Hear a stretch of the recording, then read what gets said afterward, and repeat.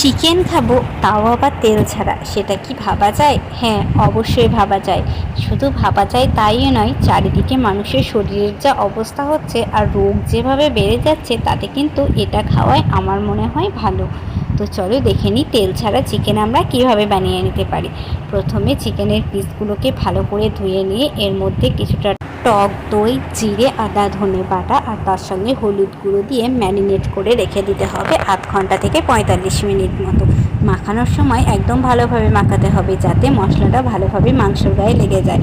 আর এই রেসিপিটা দেখতে দেখতে ঝট করে আমার চ্যানেলটাতে একটা সাবস্ক্রাইব করে দাও তো। এবারে একটু কড়াইয়ের মধ্যে আমি দিয়ে দিয়েছি পেঁয়াজ কুচি আর রসুন কুচি। একদম শুকনো কড়াই, কোনো কিছু না দিয়ে পেঁয়াজটাকে এবার নেড়ে নেড়ে কম আঁচে ভেজে নেব। পেঁয়াজের কালারটা দেখছো কত সুন্দর চলে এসেছে। এরকম ব্রাউন কালারের পেঁয়াজগুলো হয়ে গেলে ম্যারিনেট করে রাখা চিকেনটা এর মধ্যে দিয়ে দিতে হবে স্বাদ অনুযায়ী নুন। নুনটা কিন্তু এই সময়ে দিতে হবে, না হলে মশলাগুলো কড়াইয়ের গায়ে লেগে গিয়ে পুড়ে যাবে, তেতো ভাব হয়ে যাবে।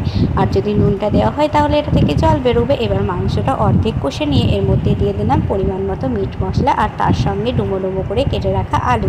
এবারে আরও অর্ধেকটা কষিয়ে নেব ওই ৫ থেকে ১০ মিনিট মতো।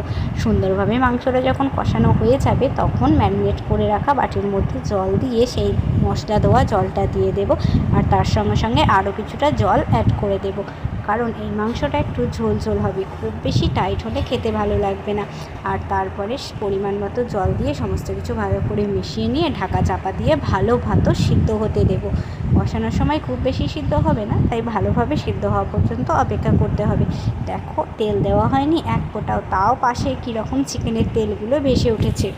এবারে ওপরে দিয়ে দেব কিছুটা কাঁচা লঙ্কা কুচি। এই মাংসতে কিন্তু কাঁচা লঙ্কা স্মেলটা খুবই সুন্দর লাগে খেতে। আর দিয়ে দেবো স্বাদ অনুযায়ী গরম মশলা। আর তারপর গ্যাসের ফ্লেমটা বন্ধ করে দিয়ে ঢাকা দিয়ে রেখে দেবো খাওয়ার আগে পর্যন্ত। আর খাওয়ার সময় ঢাকনা খুলে একদম গরম গরম মাংস সার্ভ করে ভাত দিয়ে খেয়ে নিলেই তৈরি হয়ে যাবে তেল ছাড়া চিকেন। দেখছো, মাংসটা দেখে কি বোঝার উপায় আছে যে এর মধ্যে এক ফোঁটাও তেল দেওয়া হয়নি? সমস্তটা তো তোমাদের সামনেই করলাম, বলতে পারবে না যে একটুও তেল দিয়েছি।